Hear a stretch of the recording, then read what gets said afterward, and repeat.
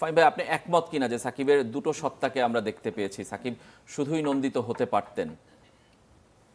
আমার মনে হয় না শুধু নন্দিত কেউ হতে পারে, আমিও না আপনিও না। আমার আচ্ছা। মনে হয় এটা খুব বাড়াবাড়ি হয়ে যায় কাউকে যদি আমরা ওই জায়গাটা দেখতে চাই।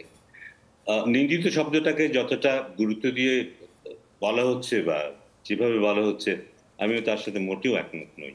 ওকে। আহ, ও যে পর্যায়ে নিজেকে উঠিয়েছে, তার পাশে ওর যেই যেটাকে আপনার নিন্দিত বলে ব্যাখ্যা করার চেষ্টা করছেন, সেটার সাথে যদি মেলান, আমার মনে হয় না সেটা আহ, সমান সমানে যাবে কোনোভাবেই।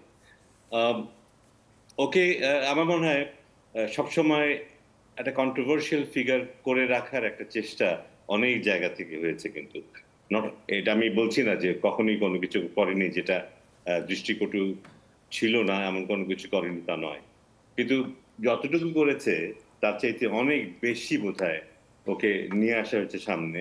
বাট ইন্টারেস্টিং ব্যাপার যেটা, যে ও কখনোই কিন্তু আত্মপক্ষ সমর্থন করার কোনো চেষ্টাই ও করেনি। জি। যেটা আপনি একটু আগে বললাম যে সবসময় আহ, ওকে নিয়ে এই যে যে কন্ট্রোভার্সিয়াল আলাপ আলোচনা বা ওকে এই যে নিন্দিত করার একটা প্রক্রিয়া কিন্তু সবসময় চলেছিল।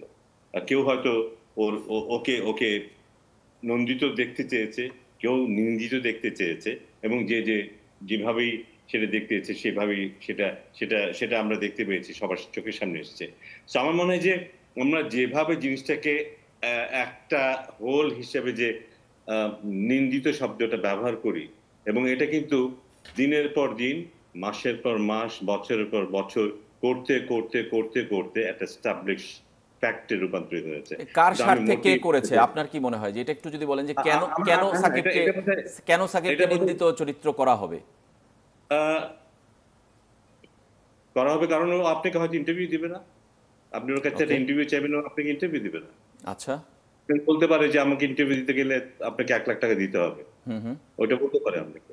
আচ্ছা। এটা আপনার পছন্দ হবে না, হুম এটা হুম। আপনার পছন্দ হবে না, এবং তার ওকে। পরদিন থেকেই আপনি এটাকে নিয়ে একটা স্টোরি বানানো শুরু করবেন, হুম এবং হুম। আরো 10টা জিনিস নিয়ে স্টোরি বানানো শুরু করবেন। ওকে। এবং এমন অনেক ঘটনা ঘটেছে, আমি জানি এরকম অনেক ঘটনাই ঘটেছে।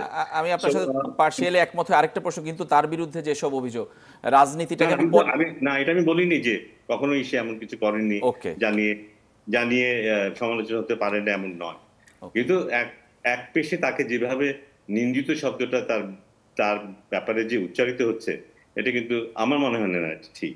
এবং আচ্ছা। যেটা আমি বললাম যে ও কখনোই কিন্তু ওইসব ব্যাপার নিয়ে আত্মপক্ষে সমর্থন করার চেষ্টা ও কখনোই করেন। একমত। সো হ্যাঁ, কারণ কারণ অনেক ক্ষেত্রে সেটা প্রয়োজন মনে করেন, যেগুলি এভিডেন্ট, যেগুলি একেবারে চোখের সামনে, সেটা তো না বলার কিছু নেই, হুম কিন্তু হুম। অনেকগুলো ব্যাপার আছে যেখানে সে প্রয়োজনই মনে করেনি সেখানে নিজে আত্মপক্ষে সমর্থন করার ব্যাপারে। হুম হুম।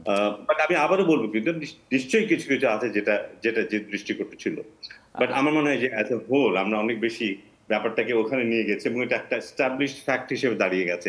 আজ আজ আজ একটা 18 বছরের একটা ছেলে যে কিছুই জানে না, সে এই যে এটা জেনেই বড় হচ্ছে, ও এটা জেনেই ওর শুরু হচ্ছে ক্রিকেট দেখাটা, যে সাকিব একজন নিন্দিত একজন একজন একজন মানুষ। তো ওর মাথার ভেতরে কিন্তু সেটাই কাজ করছে, কিন্তু এটাকে আমরা এই পর্যায়ে নিয়ে আসতে পেরেছি, এটা কৃতিত্ব অনেকেরই, এই পর্যায়ে নিয়ে নিতে নিয়ে আসার পেছনে। বাট এটাই এটাই সত্যি কথা।